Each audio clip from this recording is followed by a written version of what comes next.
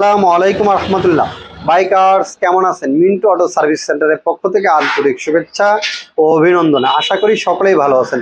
Bikers, bike সতেজ রাখার জন্য খুবই গুরুত্বপূর্ণ কিছু টিপস আজকে আমরা শেয়ার করব, যাতে এই টিপসগুলো আমরা যদি ফলো করি আমাদের বাইকটা সতেজ থাকবে, বাইকটা চালায় আরাম পাবো, মাইলেজ ভালো পাবো। তো চলুন দেখে নেওয়া যাক কি সেই টিপসগুলো। তা সর্বপ্রথম আমরা চেনের দিকে গুরুত্ব দিব। তা চেনের কিভাবে গুরুত্ব দেবো সেটা আসুন জেনে নেওয়া যাক। তা চেনের দেখতে পাচ্ছেন আমার চেনটি কিন্তু দাঁতগুলো অনেক পরিমাণে ক্ষয় হয়ে গেছে।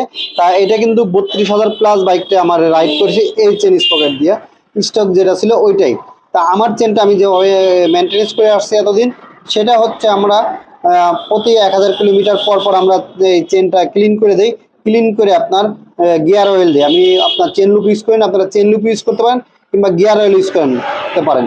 অনেক সময় দেখা যায় যে আমরা যখন সার্ভিস সেন্টারে যাই বলি যে চেনটা টাইট করে দেন, টাইট করে দেওয়ার পরে কি হয়, পোড়া মোবিল দিয়ে দেয়। পোড়া মোবিলের সাথে যে জিনিসগুলো থাকে, ক্লাস প্লেট পোড়া যে ফাইবারগুলো ওইগুলো থাকে, ইঞ্জিনের বিভিন্ন যন্ত্রাংশ আপনার ক্ষয় হওয়া কিছু আপনার মেটাল থাকে, ওই মেটালগুলো আপনার পোড়া মোবিলের সাথে মিশ্রিত হয়।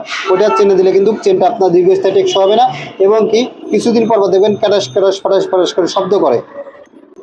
আমার এই বাইকে বিগত চেন স্পকেটের যতদিন বয়স চলতেছে, এতদিনের ভিতরে বাইকের চেন আমি কিন্তু কোনো প্রকার আওয়াজ পাইনি। তাই দেখুন আমার চেনের স্পকেটটা কিন্তু প্রচুর পরিমাণে পাতলা হয়ে গেছে। আমার চেনটা বিশেষ করে আমি প্রচুর পরিমাণে এদিক দিয়ে খেয়াল রাখি, কারণ চেনটা ঠিক থাকলে আমার বাইকটাও চালাই আরাম পাবো। পরবর্তীতে যেটা দেখবো আমাদের ক্লাস জানি, কারণ ঢাকা শহরে বেশিরভাগ কিন্তু যানজট থাকে, এই জন্য ক্লাসটার দিক খুবই গুরুত্ব দেবো। আপনার প্রতি আপনার 1000 কিলোমিটার পর পর আপনার এই বাইকের ক্লাস লিভারটা আপনার গ্রিজিং করবেন, ওয়াশ করে গ্রিজিং করবেন, তাহলে দেখবেন আপনার ক্লাসটা স্মুথ কাজ করবে।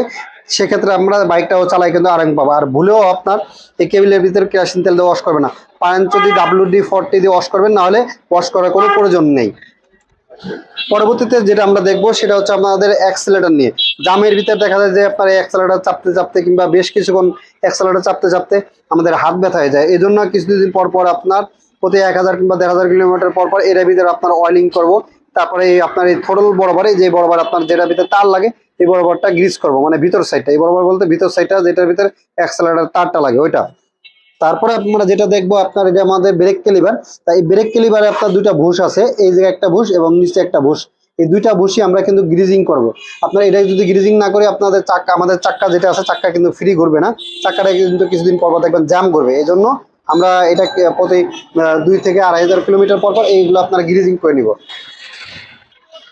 পরবর্তীতে যেটা আমরা বেশিরভাগই ভুল করে থাকি এবং করি না, সেটা হচ্ছে পায়ের ব্রেকটার দিকে আপনারা বেশি গুরুত্ব দিন। হ্যাঁ, ব্রেক প্যাডের দিক গুরুত্ব দিই, কিন্তু আরেকটা জিনিস আছে, সেটা হচ্ছে আমাদের পায়ের ব্রেক প্যাডেল। এই যে ব্রেক প্যাডেলটা যেটা খেলতেছে দেখতে পাচ্ছেন, এদিকে একটা বুশ আছে।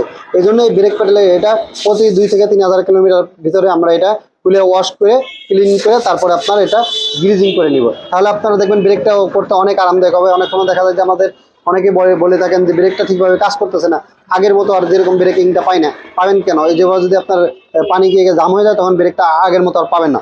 তারপরে আসি আমাদের এয়ার ফিল্টার নিয়ে। এয়ার ফিল্টারটা আমাদের সিটের নিচে থাকে।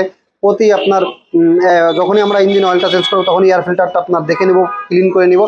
যদি বেশি খারাপ হয় তাহলে কিন্তু আমরা এয়ার ফিল্টারটা পরিবর্তন করে নেব। অনেকে বলে 3000, 4000, 5000 কিলোমিটার পর পর এয়ার ফিল্টার পরিবর্তন করবেন। সেটা না, আপনার এয়ার ফিল্টারটা আপনি দেখবেন কেমন রাস্তা আপনি রাইডিং করতেছেন তার উপরে নির্ভর করবে আপনার এয়ার ফিল্টারটা পরিবর্তনের। এই জন্য আপনার যখনই দেখবেন বেশি খারাপ হয়ে গেছে তখনই আপনার এই এয়ার ফিল্টারটা পরিবর্তন করে দেবেন। তা এই ছিল মূল্যবান বিষয় কিছু টিপস বাইক ভালো রাখার জন্য।